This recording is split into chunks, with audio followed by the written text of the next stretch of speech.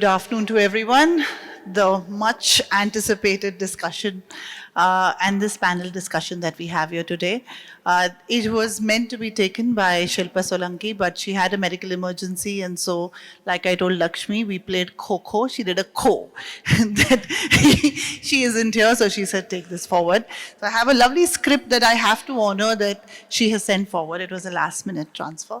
But I must applaud for the fact that she chose the best topic, which is classroom to boardroom. What an empowering topic. It was also, she also did, let's see, that's for you all to decide at the end. Thank you. So very graciously, I shall take this forward because I think all of us have been in this place where we have begun teaching at a certain point. It's also a very clear fact that maybe none of us stepped into the world of teaching by choice. How many of you stepped in by choice? कि छोटे बचपन में ही decide कर लिया था या college years में decide कर लिया था that I'm going to be a teacher. See? But look behind, look around you. It's not many hands, but a big applause for all of you that who knew it on the outset that you would get there. But most of us, I think, who've driven up the ladder right from being simple teachers, very, very proud at the same time, landing up in the boardroom. That's been the feat. So here today, as we discuss journeys of how each one of you came about taking those roles, I'd just like to break ice and ask this question. So many of us women in education have started as teachers, but some of us do not move into the leadership. So I'd like to ask each one of you, what inspired you to be here? Was it a trigger? Was it by chance? Was it by choice? What exactly? I think it was by choice. It was not a trigger. There were many triggers, of course, but finally the trigger led to the choice. So happy to be looking at it. And I feel like being a teacher is like I'm very empowered at this point of time. I don't have anything against any professions and all. But when I have to start on a clean slate with a kid who comes to you and then you have to script on that slate a 12-year journey, 13-year journey, 15-year journey, I think I feel that I'm the queen of all the Shibas doing this in the life of the child. And that was just the most important to me. And also to the staff that is along with us. It's the team that kicks, right? I may be sitting in the boardroom, but it's the team who does all the work. Getting them onto the same panel and getting them empowered along with me, it's like a train journey, all the compartments. Each one has to join that compartment, and I'm the engine driver out there. But I think, Mustard, we'd still like to know, how did you get here? Like, what was that trigger is my question to each one of you. The trigger was, I think, seeing the special kids at a very young age. Right from the college that I came from. Xavier's was a college where, a lot of acceptance was there in those times for many things. So I think it was the Xavier's that triggered it as a entire thing. I took to teaching at that time thinking that I would be doing justice, but not knowing what would I do with the special children at that time. And of course, the school also that when you are with nuns, there is more empathy. You grew up with them, and then you were transferred to the fathers. So both played a very pivotal role, and that was the main trigger. Lovely. Over to you, Anshul. So I am into education for higher as well as younger ones. So for my trigger has been, I've been in the boardrooms. So I've been in the corporate world for a while. Teaching, I think it was an absolute choice. So for me, it has been like a journey from being in the role of leadership, being in the role of learning and development, moving towards teaching. And the reason I think it's wonderful is because my teaching is a little different from the younger children. It's still when I get students, there's a lot in them that needs to be changed. And it's a little difficult for people in my shoes who are teaching that level of students. It's because they come with a set of biases. They come with a set of notions. They come with a set of thought processes already. And to help them unlearn something and understand and make them aware of what they are and how they are and what the trigger points are, what are the emotions, why are you making the decisions. Because when you move from there to the boardrooms, or when you move from there to organizations or corporates, you need to be empathetic, you need to be compassionate. So I teach leadership and communication, but then I blend it up with spirituality and self-awareness and empathy, and trying to kind of build, my job is to build the bridge between modern management and spirituality. So that triggered my whole thing. So that's been it. Yeah. Interesting. Thank you. Ashwini ma'am, we'd love to hear your part. It's a story how you've begun. Yeah, so I come from a completely different background. I come from boardroom to classroom. So I have been in industry for around 10 years, and so I understood that when these graduates or postgraduates enter industry, what are the problems that they face. So there was a very strong need that you have to work somewhere in the colleges first. So I am also a management professor. So first I founded an higher educational institute. Then I again felt that you still have to go deeper and little more down. And then only you can make a change, because as she said, that unlearning becomes a big problem. First in industry, then in universities, then somewhere I believe that when it is no unlearning, it is a better learning. You spend little lesser time in unlearning, and then you can have a huge span around 14 years, 14 to 16 years that you can develop them without the questions coming like how to earn bread and butter. What interests me and what I would do with authenticity and passion and interest would come only in schools.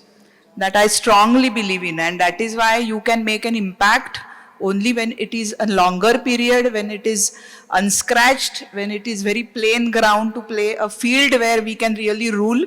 I think that is school. So I felt that whatever that insights that I got in industry and from higher educational institutes, I felt that this is the right way that you have to start schools.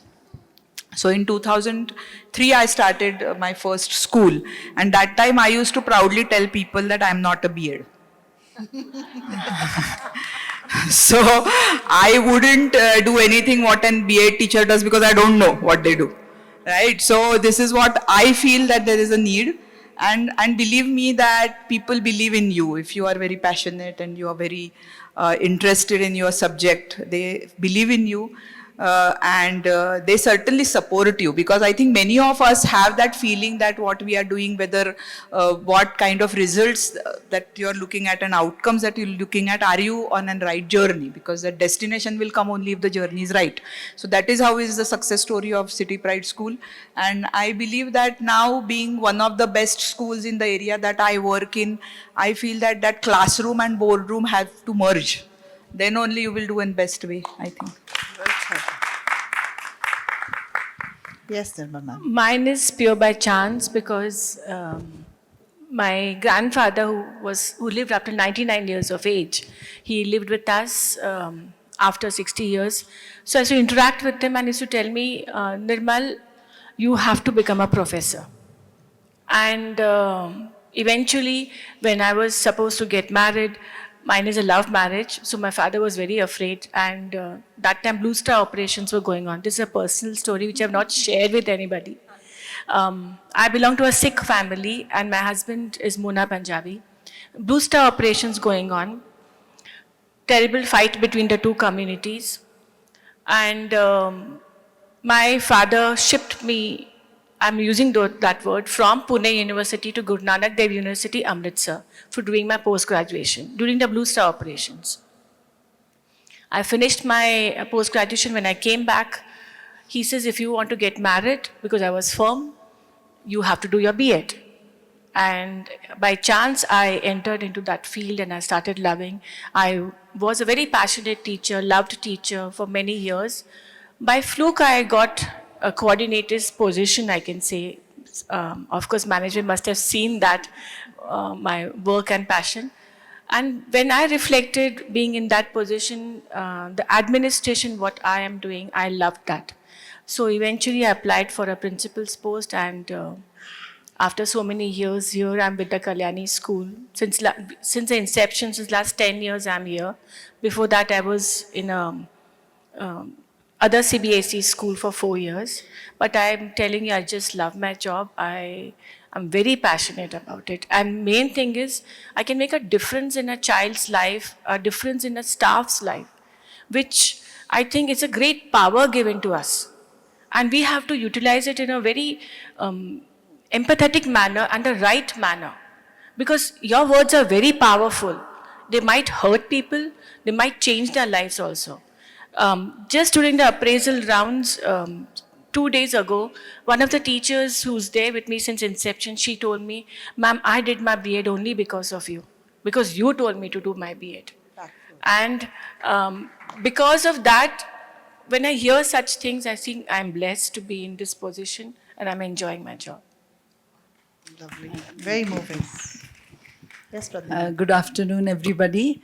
And I think I have lots in common with Ashwini ma'am and Nirmal Vardhan. I'm actually an electronics engineer, and for 10 years I was in electronics company, which, have those electronic displays. That time in Pune, this Nyan Prabodhini had, I'm talking about long time back. I don't know. People don't know now COBOL, Fortran as languages because C++ has come in. So Nyan Prabodhini said, we are beginning with the evening batches, and could you come and so teach. So there was a position open, and I happened to go there, and I started teaching in the evening. And then I found that very interesting. Every time I have to sit and work out what will be that syntax would be taught, what would be the logic behind it. And that is the time, during that time, Nandan Bhai, who is my sister-in-law's husband, so he runs this tennis academy where you have international players and also national players. They aren't able to go to school very regularly. So he said, Nandan, he said, since you are, think you would be quite good in science and math, क्यों नहीं हमारे बच्चों को you train them for that. And that is how I started liking maybe to teach. And then slowly, of course, we moved to Abu Dhabi. That's a long story. Again, my work load of going to office timings didn't match, and then invariably I joined school there.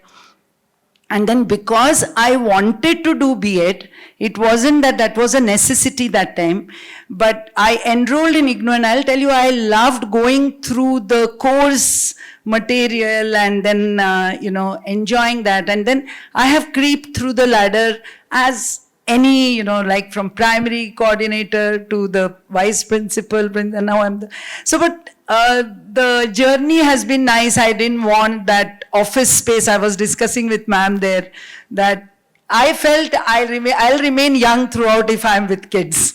That was my main, what I felt. So thank you. Fabulous. What lovely introductions and what a diverse panel here. So as we move forward and we look at how schools, like General Kulkarni had put in earlier, that we have such big gender biases staring at us in our schools as well. No matter how much we want to equalize it or get the right resource to teach children and to be around them, this is a truth that we face within the classroom. So starting with you, Masrat. I'll just share the mic. How does it work within schools when you see that what we want is to be idealistic out there and have the correct balance? When they brought points forward this morning, what we do not want is that gender is about being powerful or powerless. We want gender to just be looked at another color in the room. But the reality is very, very far from that. So what challenges do you think children, teachers, or the management fraternity face as we proceed in this space? So I think lots have been said by Sir and Lakshmi ma'am about gender. But challenges we faced from boardroom, from classroom to boardroom is what we are looking at. It's like, suddenly when we go to the boardroom, we feel we have become jugglers. And every ball that comes there has to be caught on properly. that is the biggest challenge we face. So everything, right from, we have to don so many hats, whether it's the administrative hats, suddenly a government circular comes in, that's one of the biggest challenges now. The policies keep on changing. The balancing the little, very delicate art of showing empathy and then setting our boundaries for our staffs, showing our vulnerability and not showing it. Everything is different as a teacher, from classroom to boardroom. And everything that we have to handle has to be navigated with so much of precision at time that, we have to have so many skills up our sleeves.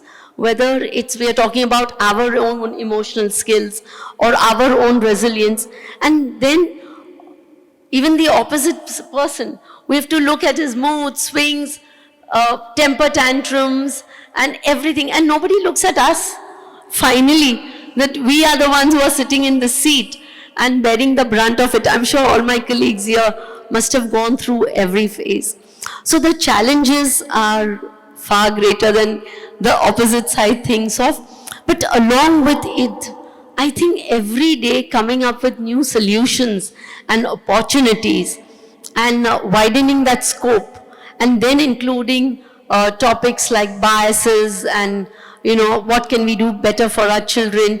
How can we promote inclusion? So that gives me the kick when I say that I'm in the boardroom, because that is the ability to do a lot of new things and, give power to yourselves that you are capable of changing at least a little part of everybody's life. But as we hire resources, what is the percentage you face? The influx of possibly resumes that you receive between the two genders, and you want to hire a balanced gender, but you are not in a position of choice. How does that work?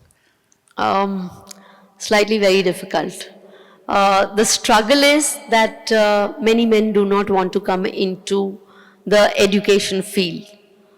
They may want to come in the college education, but not in the school education. That's very true. Like when we put out the advertisement, we'll get female teachers, very few male teachers. We want to hire male teachers.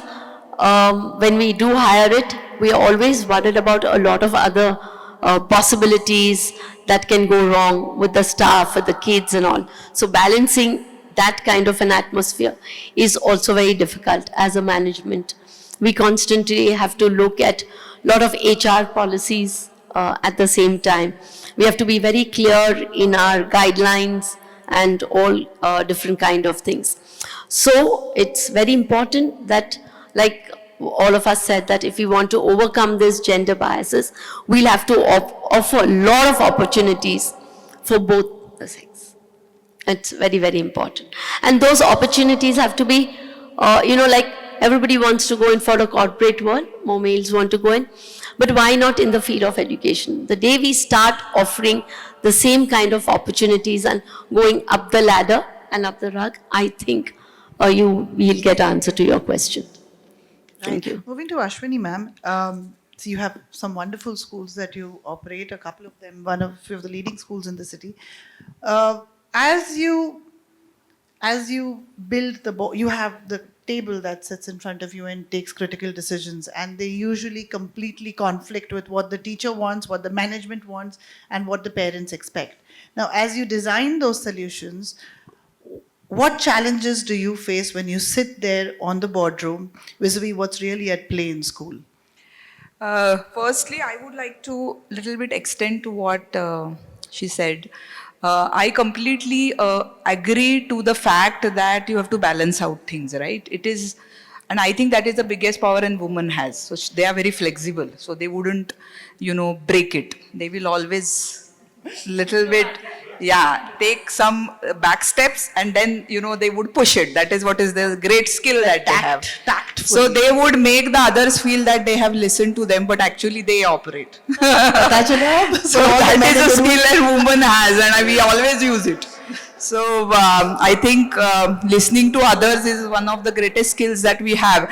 People feel that we are not very sure about what we are doing, but we are doing it in our own hearts and minds that what we are going to do, but we listen and then maybe we act, or maybe respond, not react. So I think that always works in a boardroom, because then nobody feels, no ego is hurt.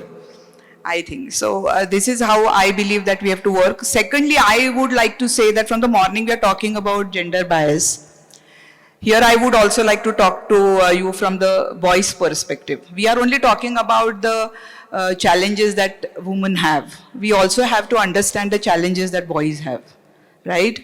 There could be many boys who want to, pursue their passion. They cannot, because they have to earn money for the household. It has been told to them from home that you will have to take up science, you would have to become a doctor or an engineer, because you have to earn for the family. For a woman, if a girl is passionate about something, she doesn't have that load of earning for the family. Why don't we look at it? Right? When we say that we came by choice to this profession, I think we did not have that pressure to become an engineer and earn for the family. So we have to actually see the pluses and minuses of both the genders. I have seen many boys who want to dance, they want to sing, but somewhere they believe that it may not help them for their profession later on. Such questions are not asked to the girls by the family. But sorry So- to cut you. Coming to the point, when you sit in the boardroom and you feel as women you are empowered to make certain decisions, of course the board has a mix Yes. of both. What challenges do you see that you face there as a lady, and possibly for the men as well in the room? So I believe that for me what happened is that when you actually expand from the root to wings, when you go, earlier it happens that you always take all the decisions because you are not very sure about the success. You do not want to go wrong. But as you grow, I believe that you can afford to go wrong. So you experiment more. I believe, because I have always told my people, when they say that you have so many schools and you have thousands of students and then it is so much of a load, but I actually think that it is vice versa. You have more hands, right? When you grow higher, I will have more people at middle management, I would have more people at supervisory level, I have more brains to collaborate. So I feel that now in the boardroom we have more collaboration. And I think we can afford to go wrong. When you become popular, I think there are certain things that you can experiment very easily, because you feel that even if I go wrong, we know the cost of it, right? Cost in terms of always not financial, but also about your reputation. Also I feel that the popular school always should take hard steps, because who will take otherwise? If you do not take it, and new school will never afford to do that, because they would always like to do what is absolutely accepted by the society. I feel that we should always try doing new things that keeps us also alive. As she rightly said, that we are all anyways very young because we are with kids. Kids actually have very less biases. Whatever you tell them, they would accept it. And if you are convinced, that conviction should come from your eyes and your the way you speak to your parents. I think if you are convinced very well, very rarely, and Lakshmi would agree to me, that when you stand there, no questions come from parents. So it happens, I have seen that happening with a very convincing leader, that when you stand and when you tell them, why am I doing it? They get convinced. Very rarely such problems come, because if you are not convinced and if you are self-doubting, if you want the validation, external validation, that is another problem women have. They always want external validation. That whatever I am saying, are you agreeing? Are you okay with what I am saying? Do you feel that it will go? So if I believe that if you just are very convinced about whatever it is, many a times it could be a wrong kind of decision as well. But we also have that kind of flexibility to come back and tell them. And convinced leader always have that conviction to say that I went wrong. It did not work. So let us not do it this year. That also parents agree. So I believe that experimenting is extremely important with lot of conviction. In boardroom, if you do that, and I don't think that, when you talk about educational institutes, vice versa, and corporate kind of a culture, it actually has a different thing. The only very great difference that you have in an educational institute is that it is a profession. So you also have to see that earning money is not always looked upon very positively by society. If a school is doing extremely well on money side, people wouldn't look at them very highly.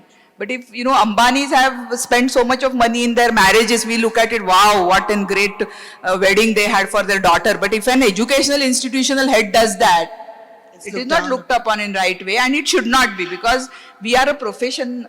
We doctors and educators are looked upon very differently. So we have to be very much balanced in our roles, right? That is what I believe that we should do. Long answer maybe. Would you like to add to that? From the corporate side, so that was the school side. Yes, absolutely. Ma'am said that Validation.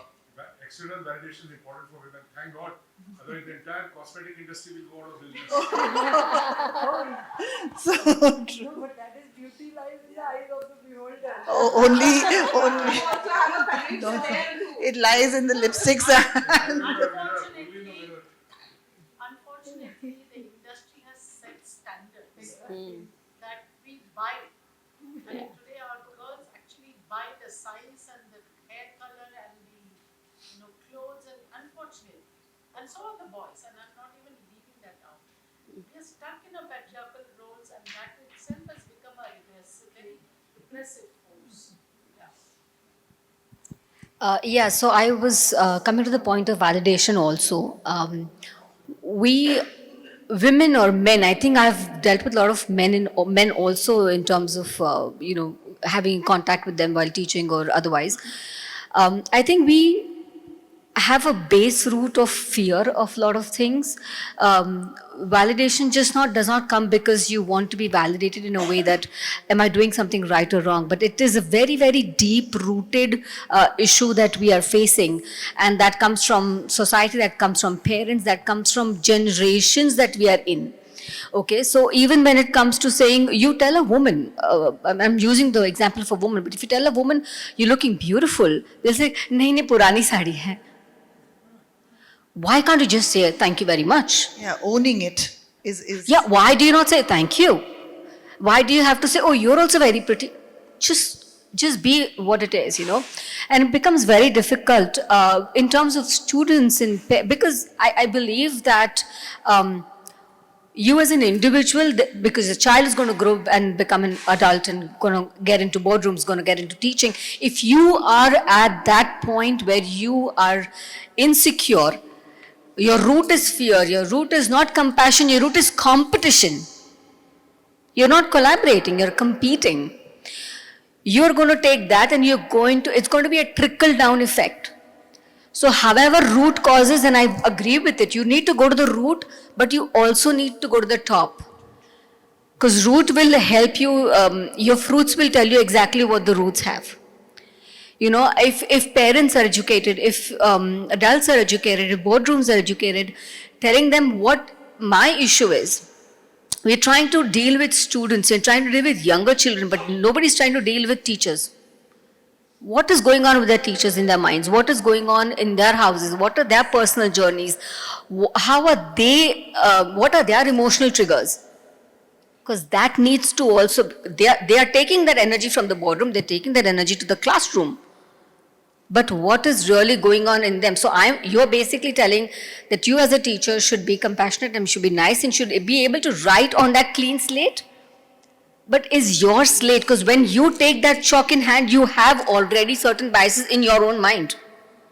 And you're writing that slate on somebody else's slate with your biases included and trying to put it over there. So I think a lot of work needs to be done with students, but a lot of work needs to be done in the boardroom where there are people, decision makers. They are those those are those individuals who will take that to the classrooms, and that will help. You get a whole new generation of students coming, and this generation is very, very aware. And I'm going to have the liberty of saying this, aware in wrong ways also. Possibly. And they're very aware in a way that they are saying what they want to say, but they're not saying it not always with empathy and not always with understanding, emotionally aware. We used to have, again, I'm taking an example from the management aspect, but there was a time when there was IQ that was important, right? It's EQ in terms, when we say specifically, because we're from India, right? And we cannot discount that fact. Spirituality as a word also is very different. In Sanskrit, we say adhyatma. That means atma ka adhyayan. Basically means becoming self-aware. basically means understanding who I am, what are my triggers, what am I do, what are my biases, what do I like, why do I like the way I like, what are my genetics, all of that included. We are educating students with physics, geometry, chemistry, maths, science. That's a huge topic, Anshul. We shall certainly Yes. go there, but today doesn't stand for Yes. that moment. Let's move Thank to you. Nirmal ma'am. I just like to ask you, Nirmal ma'am, as we do consider ourselves as very strong women. We do consider us, we all have this plump inside us. We are this. And I think the men certainly understand at the same time very gracefully how to subdue themselves because there are such empowered women around them. Now, what do you think within a classroom or a boardroom makes you particularly feel empowered? And similarly, if there were men, somebody's phone out there, sorry. And if there were men within the boardroom or the school, that would make them feel comfortable to be working around such empowered women. Okay. I just want to share the layout of my school. I have only one person in the management. If you go to see, that is Mrs. Diksha Kalyani. She is the daughter of the founder of Sri Ram Schools from Delhi, Correct. Padma Shri Mrs. Manju Bharat Ram, late Manju Bharat Ram. So when the mother, Mrs. Manju Bharat Ram, expired, Diksha Ma wanted to start a school in Pune city. She's married in the Kalyani family, who own the Bharat Forge Industries. So when she had the urge, the Kalyani family backed, and we are here now. It's been 10 years since inception. So I've got only one person to deal with. And fortunately, That's not her vision, my vision, it matches. And I've never been questioned by God's blessing. Never, ever. My resources are open. I can experiment in with any new program. And we analyze it at the end of the year. Acha chal raha, let's continue. Nahi chal raha, let's cut it off. And as ma'am said, if we do not experiment the new things which are in the education market, how do we progress? So right now, I have 3 projects starting, new projects started in my school. One is a research development center for my children from grade 9 to 12. And shortly, there are 5 research papers being published by my school children. And it's going to be published by the end of March. So if we do not, so I don't have any challenges in the boardroom, but yes, I empower people. I've got a lot of men working in the admin department. I've got male teachers also, only 9 male teachers out of 150. Again here, See it's this, yeah. skewed. But I like to empower people, give them responsibilities and collaboratively take a decision so that nobody feels that I'm a boss. I feel that I'm working along with my whole team, and if the decisions are taken, I'm firm sometimes because I have the objective in mind, and then I explain the objective to them, and if everybody's understood, we all come to a consensus. But if I feel that yes, the other person's suggestion is better for this particular problem, I always take it. You have to be, you can't keep your ego in a boardroom. You cannot be rigid. Whatever is best for the students and the organization, you have to do it. And if you have that in mind, you will reach leaps and bounds. So in 10 years, I think we've done a lot of good things and we've earned a name in the society. So this is how I don't think anybody's threatened because of me. lucky you. Pradnya ma'am, now taking a leaf from what Nirmal ma'am just said, if you had to trickle down the training, one of the reasons that men do not subscribe so much to education as a profession, and we all know that it's an economic disparity, quite clearly. If you had to sort of balance that out in the schools that you manage and attract both male and female leadership, what changes do you think or what training changes, possibly even in the structure of resources that you bring in, what would you want to elevate that to so that you attract a great balance? So what rightly you said, but I've seen this change over the last 2-3 years. When we let out the positions, we still have many male candidates even joining, not only for postgraduate level, but even for TGT as well as PRT. And it's Very, very nice to see that. That is one. Especially, I have seen we have got excellent male people joining in for our. We offer theatre. And we have excellent people who are, Purushottam Karandak, and see, for them also finance would be a matter of concern. But they still, they are in this field because they are passionate about. I feel really if, say, if a man has to apply, if the men have to apply for this, we need to have gradations as we have in companies where, you have grade levels so that they can climb up the ladder. I don't know how. One is economic. One is if they are professionally getting trained, like if you have lot of professional PD training where they are learning new things, upskilling themselves, and if we propagate that once you are in our institution, I'm sure yesterday there was a candidate who said we want to come to the Kothari school because we have heard a lot of professional development happens of individual. I would like to come in if I get benefited at the end of the day apart from teaching. So if we have such upskilling with the new AI technology and if we handhold, I'm sure we'll have lot of both the sides walking into our schools, and our children will get benefited because we are all co-ed schools. So it's not, both the side genders should be there, is what I feel. Thank you. Throwing this out to the audience, what do you think about a gender disparity? That because children need an experience, we are out there to give them the best experience of learning. And as we do that, would you, Lakshmi, like to elaborate how it does make a difference? Question about, so my earlier school, I had 14 men as board of trustees, and I wasn't a board member, and I was the one woman, and of course the joke used to be, Madam Ekats basa hai tumi. But what I want to really highlight is this, that it's not the man, woman, men, women.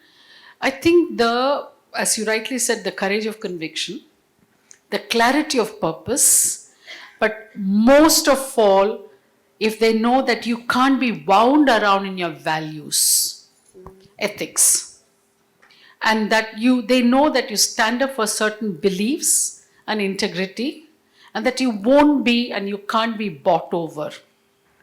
I think irrespective of the gender, irrespective of whether you're in the classroom or boardroom, people really look up to you. And I think as women leaders, we need to really believe in this, that we stand for something. And that we cannot be maneuvered and manipulated with any other power structure. And that if you clarify your purpose, and if that aligns, it's a beautiful journey I had for 20 years with 14 men in the boardroom. But that is why, sometimes people say, my God, when she stands up and speaks, people listen because must have the clarity of purpose, must be able to translate and transfer your vision to the whole team because you alone cannot do it. The team is the one that makes this whole magic happen. But yeah, stand up for something and stand for something. Very true. And I've seen that very closely. I just want to echo what Lakshmi said.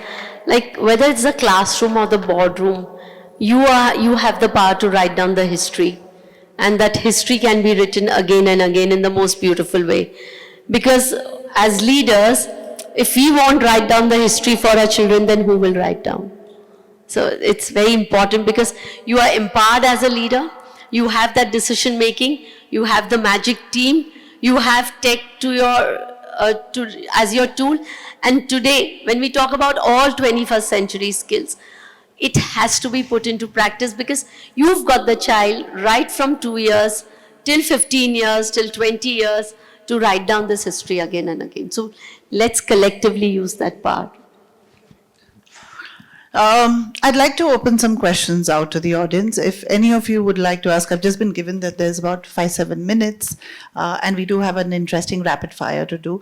But before that, if there's any question that the audience would like to ask, any challenges you face, and anyone here would be happy to answer that possibly, and not necessarily gender as a bias. Gender as an empowerment can also be there, or we can just sort of level the playing field. Anyone? Any questions you have? Good evening, everyone, or say good afternoon. Ma'am, I'm Jyotika Malkani, and I have worked in various fields. I was a corporator in PCMC area. I have worked as a chairman in a cooperative bank. I was a director for 10 years there, and 42 years of experience in my education field also. I feel we are just saying men, men, men. Why are we scared of them? Why? Don't you think we highlight?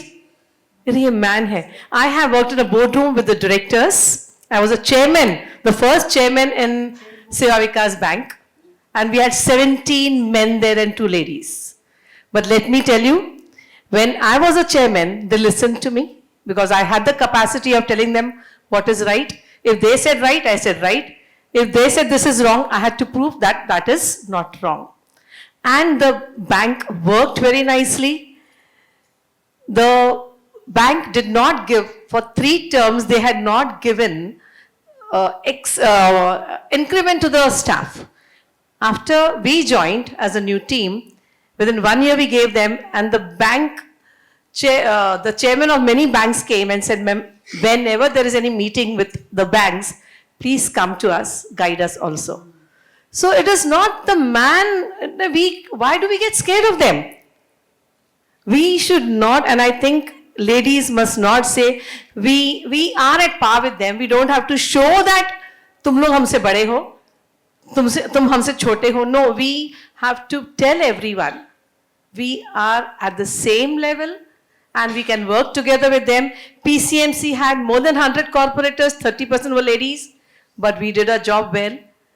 In the school, I worked first as a teacher, then I became a principal, where ladies are there, but in Jilla Parishad school there are men also, but I worked wonderfully well with them. Yes, you have to put your point properly. You have to tell them you're not wrong, and you have to tell them you're not biased. Everything works well, ma'am. Thank you so much. Lovely. I don't think women have fear for men here. कि कौन है यहाँ जिसके पास fear है? I think it's the men who, like I said, stay very gentlemanly subdued is what I have seen, at least in education over the last 18 years.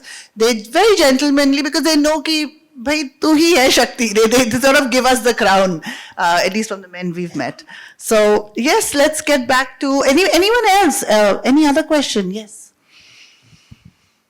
Okay, so I'll just give a short introduction. I am a play specialist. I design and develop playgrounds. So first I want to thank Sachin for inviting me. I deal a lot with builders, construction industry, basically. You cannot imagine the disparity for women and men in the construction industry, okay? But, and so most people will think, okay, there's, is a very skewed ratio, in all aspects of construction industry, whether it is MEP or, design, whatever. Today, what we are seeing is almost like a revolution, silent revolution for women who are coming forth in big force, in huge force. And I can see, okay, there might be more men, but women are not stepping down in any way. And I have met big leaders in this field, women who are doing amazing work, and men are listening. They are standing up and listening. They have to sit down sometimes. But yes, I would give a good clap to women who are in such a tough industry. They are not just competing, but they're getting noticed. They're making themselves heard. Absolutely, yes. So, and now what we are doing is, as women in the construction industry, we are actually all, I wouldn't say ganging up together, but we are actually trying to empower each other. Yes, we all get together. We get together on huge forums, and the networking and the collaboration that we are doing all women together to not just help, we're not competing anymore. We're just actually helping each other grow, and the kind of camaraderie we have with women to help each other, not only, to help each other grow, rather than just, okay, This is not a men and women versus competition. well Let me said. make that clear. Anybody who's good at their work deserves to win, and that is let's not get into that competition round. I'm saying that women should also be given equal opportunities, yes, but now they are getting it. We are not that backward, like let's say 10, 20 years, 30 years ago. There is a change in society, and I think we are getting not only equal opportunities, but also there's no tussle in the boardroom over there at least. I mean, yeah, there is, but somewhat we are managing, so that's fine. So like we said earlier, Lakshmi said it's about clarity and competency. Yes, And if if you're you good. set the gender aside and if there's clarity and competency, then there is a voice of equality or equity Absolutely, for that how matter. good you are at your work and how dynamic you are. And if you are good, you will be noticed and you will be given the chance most likely. I think So, it's equity that matters. yes, equity is the most important thing here, and it's coming. We're getting there, so nothing Okay, to. Yeah. I'm getting all signals from Try Sachin for to. equality, then we will compete. But if we try for equity, we'll be collaborators. So yes, taking that forward, let's hear from these power bosses a little bit of, well, the ones with you do seem to see things. So let's do a quick rapid fire. If you can have your mics with you. I'll just go one by one. Pradima, we start with you. Power suit or power sari? Power sari. Nirmal ma'am, boardroom debates or classroom discussions? Classroom discussion. For you, I'm sure. Ashwini, early mornings or late nights at work? Early mornings. Early mornings. Early mornings. Coffee for energy or yoga for calm? Yoga for calmness. For her, yes. Ashwini, being the boss or mentoring the next boss? You've come to Mentoring the next boss. Lovely. So let's give it a big round of applause for the ladies here. We are going to wrap up this panel. I'm Azalea Hui. I work with INAC Education for training and development of teachers, and we also have a preschool and childcare to go with it. And thank you so much for this warm discussion. And yes, more power to competency, clarity, and equity. I think that's the message we should all leave with. Thank you.